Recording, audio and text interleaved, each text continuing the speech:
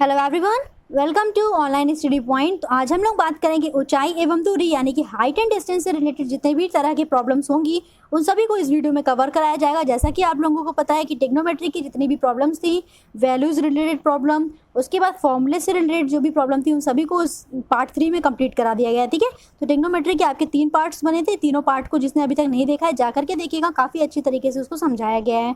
और जो भी टेक्नोमेट्री में क्वेश्चन बच रहे हैं, कुछ टॉपिक बच रहे हैं, उसको हम लोग टेस्ट वाले में कवर कर देंगे। ठीक है ना, तो ज़्यादा टॉपिक नहीं बचे तो उसमें बस फॉर्मूले ही होते हैं, और फॉर्मूला जो भी एक दो बचा है उसको हम आपको बता देंगे, और साथ ही साथ आपको पूरे के पूरे फॉर्मूले की लिस्ट भी प्रोवाइड कर दी जाएगी। ठीक है, तो आज स्टार्ट करते हैं ऊंचाई एवं दूरी यानी कि हाइट एंड डिस्टेंस। वीडियो को लास्ट तक देखिएगा, काफ़ी अच्छे इसमें क्वेश्चन लिए गए हैं, और पसंद आएगा तो वीडियो को लाइक ज़रूर किया करिए। ठीक है, तो देखिए उन्नयन कोण क्या होता है यानी कि एवोल्यूशन एंगल क्या होता है। तो जो एलिवेशन एंगल होता है, एलिवेशन एंगल उससे कहते हैं कि जब हम क्षैतिज से कुछ कोण यानी कि थीटा ऊपर की ओर देखते हैं। ठीक है, यानी कि क्षैतिज से अगर हम कुछ कोण ऊपर की ओर देखेंगे थीटा, तो उसे हम कहते हैं एलिवेशन एंगल यानी कि उन्नयन कोण। जैसे कि इस डायग्राम में देखिए, यहाँ पे ये क्षैतिज है, क्षैतिज से हम कुछ कोण ऊपर की ओर देख रहे हैं, तो जब कुछ कोण ऊपर की ओर देखा जाएगा तो उसे बोलते हैं उन्नयन कोण। अब उसके बाद देखिए अवनयन कोण किसे कहते हैं यानी कि डिप्रेशन एंगल। पूरा दिख रहा है आपको एकदम क्लियर से? ओके, तो डिप्रेशन एंगल किसे कहते हैं? जब हम क्षैतिज से कुछ कोण नीचे की तरफ देखते हैं, यानी कि कुछ कोण नीचे की तरफ देख रहे हैं हम लोग। ठीक है, क्षैतिज से कुछ कोण नीचे की तरफ देखेंगे तो उसे कहते हैं अवनयन कोण यानी कि डिप्रेशन एंगल। क्लियर हुआ? तो उन्नयन कोण और अवनयन कोण एकदम अच्छे से क्लियर हुआ। क्षैतिज ही रहेगा बेस, क्षैतिज से अगर हम ऊपर की ओर देखेंगे तो वो हो जाएगा उन्नयन कोण, और क्षैतिज से जब हम नीचे की ओर देखेंगे तो वो आपका हो जाएगा अवनयन कोण। ओके, तो उन्नयन और अवनयन कोण अब आपको एकदम अच्छे से समझ में आ गया है। अब इसके बाद देखिए क्वेश्चंस को करिए। जितने भी हाइट एंड डिस्टेंस के क्वेश्चन होते हैं वो सभी बेस्ड होते हैं थिंकिंग पे। अगर आपने सोच करके उसका डायग्राम बना लिया तो क्वेश्चन तुरंत हो जाएगा, क्वेश्चन में फिर प्रॉब्लम नहीं आएगी। तो देखिए क्वेश्चन को पढ़िए, क्या है? एक ऊर्ध्वाधर टावर की लंबाई क्या होगी जब टावर की परछाई 100 मीटर तथा सूर्य से जो उसका उन्नयन कोण है वो कितना बन रहा है? तो 30 डिग्री का बन रहा है। उन्नयन कोण बोला है तो उन्नयन कोण क्या हो जाएगा? क्षैतिज से ऊपर की ओर देखने पर। ठीक है, आइए देखिए कैसे करते हैं। मान लीजिए कि हमने ये ऊर्ध्वाधर एक टावर है, ये क्या है? एक ऊर्ध्वाधर टावर है। अब इसकी आपको बोला है परछाई, तो इसकी जो परछाई होगी वो ये क्या होगी? ऐसे किसी टावर की परछाई ये पड़ती है, ये मान लीजिए टावर है, और टावर की परछाई जो होगी वो इस तरह से आएगी। आपको बोला है कि टावर की परछाई जो है वो कितने मीटर है, तो ये दिया गया है 100 मीटर का। ठीक है, 100 मीटर की दी गई है आपको टावर की परछाई, और बोला है कि सूर्य से जो उसका उन्नयन कोण है वो कितना है? 30 डिग्री का है। तो यहाँ पे उन्नयन कोण होता है क्षैतिज से ऊपर की ओर देखने पे, ये हो गया 30 डिग्री का दिया हुआ है। अब आपको निकालना क्या है ये बताइए? तो आपको निकालना है टावर की लंबाई यानी कि ये वाली वैल्यू निकालनी है। ठीक है, तो ये वाली वैल्यू निकालनी, ये वाला थीटा हो गया। थीटा के सामने का क्या होता है? ये होता है लंब। थीटा के सामने का क्या होता है? तो होता है लंब। उसके बाद ये वाला क्या होता है? तो ये होता है आधार। तो आपको लंब और आधार का काम है। आप बताइए लंब और आधार किस में यूज़ होते हैं? तो वो यूज़ होता है tan थीटा में। ठीक है, जैसा कि हमने आपको टेक्नोमेट्री में बताया था कि tan 30 degree is equals to यहाँ पे क्या हो जाएगा? तो ये हो जाएगा लंब बटे में आधार। इसको नंबरिंग नेमिंग कर लीजिए, ए हो गया, ये बी हो गया, 90 डिग्री यहाँ पे बनाइए, और ये सी हो गया। ठीक है, तो ये लंब हो गया, ये आधार हो गया। tan theta is equals to क्या होता है? लंब बटे में आधार। तो आपका लंब क्या हो गया? तो ये हो गया बी सी, अपॉन में आधार क्या हो गया? तो आधार हो गया ए बी। क्लियर हुआ? आधार हो गया ए बी और लंब क्या हो गया? तो ये हो गया बी सी। ठीक है, अब 30 डिग्री की वैल्यू क्या होती है tan में? तो tan 30 डिग्री की वैल्यू हमने आपको बताया क्या होता है? 1/√3। ओके, tan 30 डिग्री की वैल्यू क्या होता है? 1/√3। जिसे भी tan की ये सब की वैल्यू याद करने में प्रॉब्लम होती है तो कल के वीडियो में हमने आपको वैल्यू चार्ट याद करने की एकदम अच्छे से ट्रिक बताई है। जिसने उन वीडियो को नहीं देखा है जा करके देखिएगा, और अपने कमेंट जरूर बताइएगा कि आपको वैल्यू ट्रिक कैसी लगी। ठीक है, तो tan 30 डिग्री की जो वैल्यू है वो 1/√3 है, इज इक्वल्स टू हमें बी सी की लंबाई निकालनी है, यानी कि लंब पता करना है कि टावर की लंबाई क्या होगी। और आपको दिया क्या है? तो आपको दिया है आधार यानी कि 100 मीटर दिया है टावर की परछाई। क्लियर हुआ? अब आप इसका इधर क्रॉस मल्टीप्लिकेशन कर दो तो आपके पास बी सी की वैल्यू आ गई, यानी कि टावर की लंबाई कितनी हो गई? तो 100 डिवाइडेड बाय √3 मीटर, ये क्या हो गई? टावर की लंबाई होगी। तो 100 डिवाइडेड बाय में 3 मीटर, ये क्या हो गई? तो ये आ गई टावर की लंबाई, और आपका यही आंसर करेक्ट हो जाएगा। ठीक है, अगर आंसर में आपको √3 ऊपर दिया हो तो देखिए कैसे करेंगे इसको। 100 है, अपॉन में √3 है, √3 का ऊपर नीचे आप कर लो मल्टीप्लाई। क्या कर लो? √3 का ऊपर नीचे कर लो मल्टीप्लाई। तो √3 इंटू √3 हो जाएगा क्या? 3। तो 100 √3 डिवाइडेड बाई 3 मीटर, ये भी आपका आंसर में ऑप्शन हो सकता है। तो ऑप्शन से आपको दिक्कत नहीं करनी है, आप क्वेश्चन को सॉल्व करो, सॉल्व करके एक आंसर निकाल लो। उसके बाद जिस भी फॉर्मेट में दिया हो तो रेशनलाइज करके इसको ऊपर नीचे हम लोग कर लेते हैं। ठीक है ना, तो क्वेश्चन समझ में आया? जब एक ऊर्ध्वाधर टावर की लंबाई क्या होगी, एक ऊर्ध्वाधर टावर की लंबाई क्या होगी जब टावर की परछाई 100 मीटर हो और सूर्य से उसका उन्नयन कोण जो है 30 डिग्री हो। तो आपको लंब और आधार का काम था, इसलिए हमने यहाँ पे लगाया tan थीटा का फॉर्मूला। तो tan 30 degree is equals to आ गया लंब बटे में आधार, और आपकी इसकी वैल्यू निकालनी थी, इसको दी गई थी, तो आपने सॉल्व कर लिया और आपका आंसर क्या आ गया 100 डिवाइडेड बाई √3 मीटर, यानी कि टावर की लंबाई। ठीक है, तो टावर की लंबाई आ गई। यहाँ तक क्लियर। आइए चलते हैं क्वेश्चन नंबर 2 पे। ओके, तो सेकंड क्वेश्चन क्या है, सेकंड क्वेश्चन को पढ़िए। एक भवन की परछाई की लंबाई भवन की ऊंचाई की 1/√3 गुना है, तो सूर्य का उन्नयन कोण बताइए। अब इस क्वेश्चन में आपको क्या दिया गया है, परछाई की लंबाई और भवन की ऊंचाई का रिलेशन दिया गया है कि वो उसका 1/√3 गुना है। तो आपसे इसमें उन्नयन कोण पूछ रहा है इस क्वेश्चन में। ठीक है, तो इसको कैसे करेंगे, देखिए वही एक सेम चीज़। यहाँ पे हमने मान लिया ये भवन है और ये है उसकी परछाई। ठीक है, ये भवन हो गया, ये है उसकी परछाई, इसको हमने मिला दिया। नेमिंग करेंगे तो ये हो जाएगा A, ये हो जाएगा B और ये हो जाएगा C। तो भवन की लंबाई जो है वो क्या हो गई बताइए। भवन की ऊंचाई को हमने मान लिया BC यानी कि H है। ठीक है, भवन की ऊंचाई क्या है, H है, और भवन की परछाई क्या है, तो ये है AB। आपको क्या बोल रहा है ये बताइए। आपको क्वेश्चन में दिया गया है कि भवन की जो परछाई है यानी कि AB है वो उसकी ऊंचाई का 1/√3 गुना है। तो ऊंचाई का 1/√3 गुना है, यानी कि 1/√3 ऑफ है किसके, BC के। ठीक है, तो जैसे ही आपने क्वेश्चन में डायग्राम बना लिया, इसमें आपका क्वेश्चन इजी हो जाता है और क्वेश्चन बहुत आराम से समझ में आता है। क्या दिया था कि भवन की परछाई की जो लंबाई है ये वो उसकी ऊंचाई की 1/√3 गुना है। हमने क्या कर लिया, भवन की परछाई की लंबाई यानी कि AB is equals to 1/√3 times of BC हो गया। क्लियर हो गया, BC क्या है, भवन की ऊंचाई है। बस यहाँ तक क्लियर हुआ आपको। तो AB और AC में रिलेशन क्या निकल गया, देखिए आपको निकालना है क्या, एंगल ऑफ एलिवेशन। एलिवेशन क्या है, यानी कि उन्नयन कोण निकालना है। तो उन्नयन कोण को हमने मान लिया थीटा। आपको इसका रिलेशन दिया है तो वही आपको लगाना है tan theta. tan theta is equals to क्या हो जाएगा, तो ये हो जाएगा BC अपॉन में AB। क्या आ जाएगा, BC अपॉन में AB। और BC अपॉन में AB की वैल्यू आप लोग यहाँ से निकाल सकते हो। क्या हो जाएगा, BC अपॉन में AB इज इक्वल्स टू आ जाएगा √3। देखिए BC अपॉन में AB यहाँ से वैल्यू निकालेंगे BC और ये वाला AB इधर आ जाएगा, तो अपॉन में AB इज इक्वल्स टू हो जाएगा √3 अपॉन में 1। ठीक है, क्लियर हुआ। तो BC अपॉन में AB इज इक्वल्स टू क्या आ गया, तो ये आ गया √3 अपॉन में 1। आपको इसकी वैल्यू दी थी, रिलेशन दिया हुआ था, इस रिलेशन से हमने निकाल लिया ये। और जैसे आपको ये रिलेशन पता चल गया तो tan थीटा की वैल्यू क्या आ गई, तो ये आ गई √3 के बराबर। tan theta is equals to √3 हो गया, और √3 tan में कितने की वैल्यू होती है, तो ये होती है tan 60 डिग्री की वैल्यू। तो आ गई tan 60 डिग्री की वैल्यू। √3 की जगह पे हम दोनों ने लिख लिया क्या, tan 60। दोनों साइड से tan हट जाएगा, तो थीटा की वैल्यू आपकी कितनी आ जाएगी, तो ये आ जाएगी 60 डिग्री, और यही आपका आंसर हो जाएगा। तो यानी सूर्य का जो उन्नयन कोण है वो क्या होगा, तो सूर्य का उन्नयन कोण हो जाएगा 60 डिग्री। ठीक है ना, यहाँ तक क्लियर हुआ। तो इस तरह के जब भी रिलेशन दिए हो तो आप लोग tan का यूज़ करिए, लंब और आधार में दिया होगा तो tan का यूज़ करिए, और अगर कर्ण वगैरह में दिया होगा लंब और कर्ण का तो sin थीटा का यूज़ करिए। तो जो भी आपको यूज़ करना है वो आपको इसमें दे देगा। ठीक है, रिलेशन दिया होगा उससे समझिए कि क्या क्या यूज़ करना है, sin cos tan, जिसमें से भी ईजी पड़ेगा उसमें से करके क्वेश्चन को सॉल्व करना होता है। ठीक है, ओके। तो क्वेश्चन नंबर 3 अब आपकी स्क्रीन पे है। क्वेश्चन नंबर 3 को पढ़िए। एक घर की दीवार से एक सीढ़ी यानी कि 60 डिग्री का कोण बनाते हुए झुकी है। ठीक है, कोई घर की दीवार है ये मान लीजिए, इससे एक जो सीढ़ी है वो 60 डिग्री का कोण बनाते हुए झुकी है। अब 60 डिग्री का कोण कौन सा होगा, उन्नयन है कि अवनयन, ये हम आपको अभी क्वेश्चन में आगे समझा रहे हैं। यदि दीवार से सीढ़ी के पात की जो दूरी है वो 8.5 मीटर की है तो आपसे पूछेगा सीढ़ी की लंबाई क्या है। वही सेम क्वेश्चन है, दीवार से लेकर के यहाँ से लेकर के सीढ़ी के पात की दूरी आपको दी गई है, वो कितनी दी गई है, तो ये दिया गया है 8.5 मीटर की। कितनी दी गई है, तो 8.5 मीटर की दूरी दी गई है। क्या दिया हुआ है, दीवार से लेकर के सीढ़ी की पात की जो लंबाई है वो दी गई है आपको 8.5 मीटर की। अब आपसे क्या निकालना है, सीढ़ी की लंबाई बताइए, ये पूछा गया है। यानी कि अब आपको ये नहीं, इसकी जगह पे निकालना है सीढ़ी की लंबाई, ये वाला। ठीक है, अब आपको ये निकालनी है सीढ़ी की लंबाई, और ये दिया गया है। तो ये बताइए किसका फॉर्मूले में आएगा, कर्ण भी हो और आधार भी हो, तो ये आता है कॉस के फॉर्मूले में। कर्ण बटे में आधार करेंगे तो क्या आ जाएगा बताइए, ये हो जाएगा सेक, यानी कि कॉस का अपोजिट। ठीक है ना, तो अब बताइए इस क्वेश्चन को कैसे करेंगे। एक घर की दीवार से एक सीढ़ी का जो 60 डिग्री का कोण बनाते हुए झुकी है, तो ये घर की दीवार हो गई और सीढ़ी जो है 60 डिग्री का कोण बनाते हुए झुकी है, यानी कि 60 डिग्री क्या होगा, ये वाला होगा। ठीक है, आप कहाँ से देखोगे, बेस से देखोगे, कहाँ पे, ऊपर की ओर, तो ये हो गया 60 डिग्री का। यहाँ तक क्लियर हो, वीडियो क्लियर नहीं है क्या, ओके। तो ये हो गया 60 डिग्री का, यहाँ तक क्लियर हुआ। अब इसके बाद देखिए आगे कैसे करना है। वही सेम क्वेश्चन करते हैं हम लोग, लगाते हैं अब सेक का फॉर्मूला। तो सेक 60 डिग्री इज इक्वल्स टू हो जाएगा क्या, इसको नेमिंग करिए ए बी और सी। तो ये ए सी हो गया यानी कि कर्ण हो गया, तो कर्ण क्या है, ए सी है। अपॉन में क्या हो गया, आधार हो गया यानी कि ए बी है। देखिए ये आपको कैसे यूज़ करना है ये समझिए।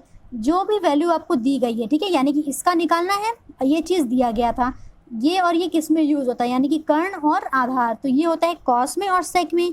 तो कॉस का हम लोग लगाते हैं तो ये अपोजिट जाता, यानी कि ए बी अपॉन में ए सी आता। सेक का हमने लगाया तो ए सी अपॉन में ए बी आ गया। जो आपको निकालना है सीधे सीधे वही आ गया। कर्ण की सीढ़ी की लंबाई आपको निकालनी थी, तो आपने वो ए सी को ऊपर रखा और ए बी को नीचे रख दिया, ठीक है, ओके। और सेक 60 डिग्री की जो वैल्यू होती है वो क्या होती है, पहले आप लोग पता करो कॉस 60 डिग्री की वैल्यू, तो वो होती है 1/2। उसका अपोजिट कर देंगे तो सेक 60 डिग्री की वैल्यू आ जाएगी 2, यानी कि 2 इज इक्वल्स टू आ गया ए सी अपॉन में ए बी। अब आप इस ए बी को इधर मल्टीप्लाई कर लो, ए बी की वैल्यू आपको पता है क्या है, 8.5 मीटर है। तो 2 into 8.5 metre is equals to आ जाएगा किसके, तो ये आ जाएगा ए सी के बराबर। और 8.5 में 2 से मल्टीप्लाई करिए तो कितना आ जाएगा, ये आ जाएगा 17 मीटर। और इसकी क्या हो गई, लंबाई हो गई, ओके। तो यहाँ तक एकदम अच्छे से क्लियर हो गया आपको। 17 मीटर क्या आ गई, तो 17 मीटर ए सी यानी कि सीढ़ी की लंबाई आ गई, ओके। तो क्वेश्चन नंबर 4 देखिए अब आपकी स्क्रीन पे है। इस टाइप का थोड़ा क्वेश्चन टफ है ये, इसको देखिए कैसे करना होता है, एग्जामिनेशन में काफ़ी बार पूछा गया है इस टाइप का क्वेश्चन। देखिए क्या बोला गया है, एक 7 मीटर ऊंचे भवन से लाइट हाउस के शिखर का उन्नयन कोण 60 डिग्री पाया जाता है तथा भवन से लाइट हाउस के पाद का अवनयन कोण 45 डिग्री पाया जाता है, तो लाइट हाउस की ऊंचाई बताओ। पहले देखिए इस टाइप के क्वेश्चन को करने के लिए आप क्वेश्चन को एक बार पढ़ लिया करिए, क्वेश्चन को एक बार पढ़ा करिए पूरा, फिर उसके बाद थोड़ा थोड़ा पढ़ते हुए डायग्राम को बनाया करिए। और जैसे ही आपका डायग्राम बन जाएगा तो ये क्वेश्चन फिर तुरंत बनने के बाद तुरंत आपके हो जाएंगे। तो देखिए क्या बोला है, एक 7 मीटर ऊंचे भवन से, हमने मान लिया ये 7 मीटर ऊंचा भवन है, ठीक है, ये कितना है, तो 7 मीटर ऊंचा ये कोई भवन है। इससे लाइट हाउस के शिखर का उन्नयन कोण, यानी कि लाइट हाउस ऊंचा होगा तभी तो उसका उन्नयन कोण आपको दिया गया है ना, लाइट हाउस ऊंचा होगा तभी तो उसका आपको उन्नयन कोण दिया गया है। तो लाइट हाउस के जो उन्नयन कोण है वो कितना दे रहा है, आपको दिया गया है 60 डिग्री का। लाइट हाउस के शिखर का उन्नयन कोण 60 डिग्री पाया जाता है। तो आपको बोल रहा है कि भवन से लाइट हाउस के पाद का उन्नयन कोण 45 डिग्री है, यानी कि ये लाइट हाउस का ऊंचाई है और ये उसका क्या हो जाएगा, तो उसका नीचे वाला जो होगा ये इसका हो गया पाद। तो आपको बोल रहा है कि भवन से लाइट हाउस के पाद का अवनयन कोण 45 डिग्री, यहाँ से इसको आप मिलाएंगे तो इसकी दिया गया है आपको 45 डिग्री। क्लियर हो पा रहा है क्वेश्चन, देखिए पूरा क्वेश्चन देखिए, ठीक है ना। तो लाइट हाउस के पाद का जो अवनयन कोण दिया गया है ये कितना दिया है, अवनमन कोण दिया है आपको 45 डिग्री और उन्नयन कोण दिया था 60 डिग्री। तो यहाँ से हमने इसको मिला लिया। क्लियर हुआ, अब समझ में आ गया क्वेश्चन क्या करना है। अब आपसे पूछा है कि लाइट हाउस की ऊंचाई बताओ, यानी कि ये पूरी डिस्टेंस आपको बतानी है। अब देखिए जितना ये 7 मीटर है उतना ये भी 7 मीटर के बराबर हो जाएगा। ओवरऑल आप अगर इसका निकाल लो तो आपका आंसर आ जाएगा, ठीक है। इन दोनों को जोड़ देंगे और आपका आंसर आ जाएगा। तो कैसे करना है आइए देखते हैं। तो हम सबसे पहले इसको नेमिंग कर लेते हैं, इसको नेमिंग कर लीजिए ए, उसके बाद बी सी डी और ई, ठीक है, ये हमने नेमिंग कर लिया। ए बी दिख रहा है नेमिंग, ओके। देखिए आप इस पे आइए, A B C D E हमने इसको नेमिंग कर ली। नेमिंग करने के बाद अब आप मान लीजिए कि जो भवन की ऊंचाई है वो क्या है, वो तो डी ई है, वो 7 मीटर आपको दिया गया है। और लाइट हाउस क्या है, तो लाइट हाउस है ए सी। अब अगर हम लेते हैं त्रिभुज ए डी बी में, किस त्रिभुज में लिए, त्रिभुज आप ले लीजिए, त्रिभुज ए डी बी में हमने लिया तो इसमें देखिए क्या है, ये 45 डिग्री दिया है। हम लोगों को काम किसका किसका है, तो इसका काम है और इसका काम है। तो ये हो गया लंब, थीटा के सामने वाला हो गया लंब और ये हो गया आधार। तो लंब बटे आधार किस में होता है, तो tan में होता है। तो tan 45 degree is equals to क्या हो जाएगा, तो ये हो जाएगा ए बी अपॉन में डी बी। कितना आ जाएगा, ए बी अपॉन में डी बी के, ठीक है, ए बी अपॉन में डी बी हो गया। 45 डिग्री की वैल्यू क्या होती है, तो ये होता है 1, ठीक है। 45 डिग्री की वैल्यू क्या होती है, तो ये होती है 1। और ए बी की वैल्यू आपको पता है कितनी है, 7 मीटर है। ए बी की वैल्यू 7 मीटर है, अपॉन में हो गया डी बी। आप लोगों को यहाँ से डी बी की वैल्यू पता चल गई, ये कितना हो गया, तो 7 मीटर हो गया। कितना हो गया, तो 7 मीटर हो गया। यानी कि जो ये वाली वैल्यू है, ये लंबाई है, ये भी कितनी है, तो ये है 7 मीटर के बराबर। क्लियर हो पा रहा है यहाँ तक। अब हमें निकालना है इसकी। तो अब देखिए यहाँ पे क्या दिया गया है, ये लंब है और ये आधार है। फिर से आप लगाओ tan का फॉर्मूला। तो त्रिभुज कौन सा लेंगे अब हम, डी बी सी में, ठीक है, इस त्रिभुज में लीजिए, डी बी सी त्रिभुज में लेंगे। तो इसमें आपका आएगा tan 60 degree is equals to B C upon में डी बी। और डीबी की वैल्यू आपने निकाल ली है 7 मीटर। tan 60 डिग्री की वैल्यू क्या होती है, तो होती है √3। इसका इधर मल्टीप्लाई करिए तो आपको पता चल जाएगा BC इज इक्वल्स टू क्या आ जाएगा, तो ये हो जाएगा 7√3 मीटर। ठीक है, तो BC की वैल्यू कितनी आ गई, ये आ गई 7√3 मीटर। और ये वाली कितनी है, तो ये है 7 मीटर। तो इन दोनों को जोड़ दीजिए तो आपका आंसर आ जाएगा, यानी कि लाइट हाउस की ऊंचाई आ जाएगी। तो लाइट हाउस की ऊंचाई क्या हो गई, 7 + 7√3 मीटर, यानी कि 7 को कॉमन ले लीजिए, 1 + √3 मीटर, ये हो गई लाइट हाउस की ऊंचाई। और यही आपका हो गया आंसर। ओके, तो समझ में आया ये क्वेश्चन। इस क्वेश्चन में कैसे करना था, आपको बोला था कि 7 मीटर ऊंचे भवन से लाइट हाउस का जो उन्नयन कोण आ रहा है वो 60 डिग्री आ रहा है। आपने इसको बनाया डायग्राम। उसके बाद बोला था कि भवन से लाइट हाउस के जो पाद का अवनमन कोण है वो 45 डिग्री है, इसको हमने बना लिया। फिर जैसा जैसे क्वेश्चन में बोला था उसको हमने सॉल्व करते लिया। ठीक है, ये 7 था तो ये भी 7 हो गया। अब उसके बाद ये लीजिए tan 45 का मान, tan 45 is equals to AB/DB कर लिया। उससे आपको पता चल गई DB की वैल्यू। जैसे ही आपको DB की वैल्यू पता चल गई, अब आप इस ट्राइंगल में ले लो।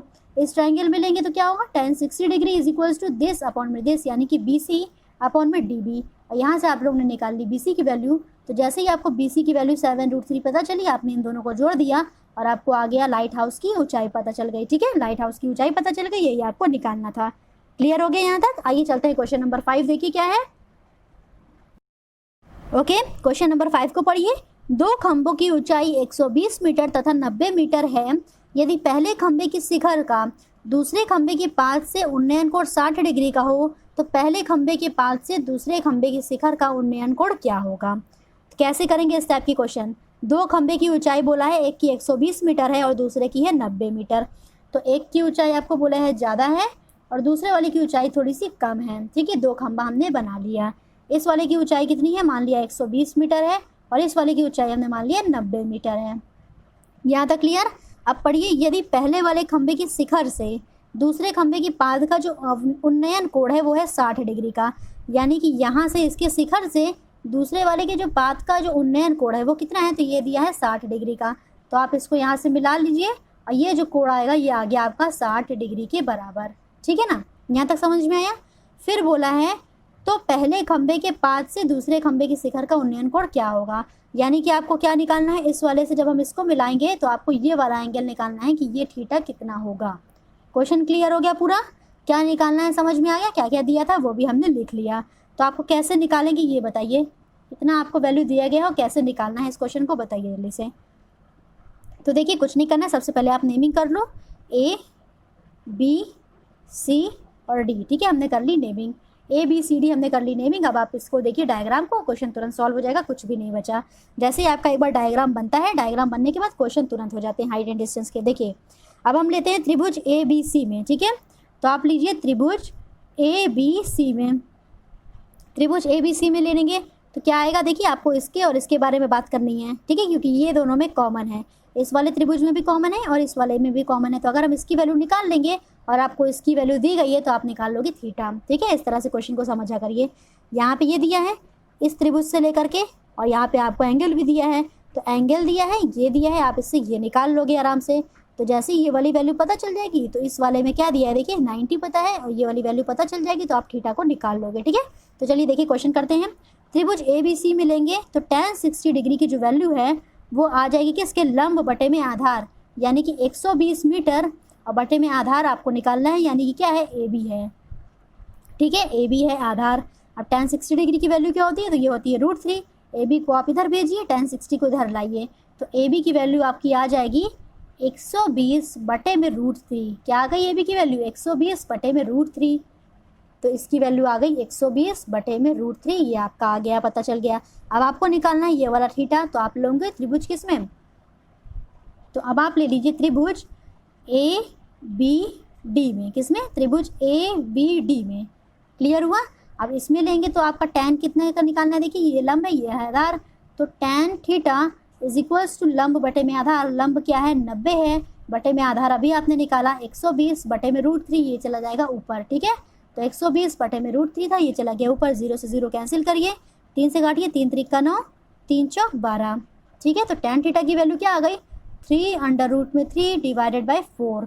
ये क्या किसी की वैल्यू होती है tan में, अगर वैल्यू होती है तो उसका मान निकालेंगे आप लोग, वैल्यू नहीं होती है तो आप कैसे निकालोगे, थीटा यहाँ पे लिखो और इस tan को उधर भेज दो इन्वर्स में, तो ये आ जाएगा tan इनवर्स 3/√3 डिवाइडेड बाई 4 और यही आपका आंसर आ जाएगा।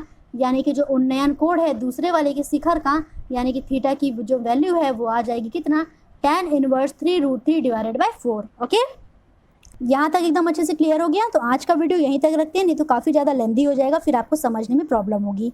तो यहाँ तक में अगर कोई प्रॉब्लम हो तो आप लोग कमेंट करके बताइएगा कल वाले वीडियो में, जिससे कि हम उसको समझा दें, उसके बाद फिर कुछ नए नए क्वेश्चंस को लेकर के आएँ, ठीक है ना।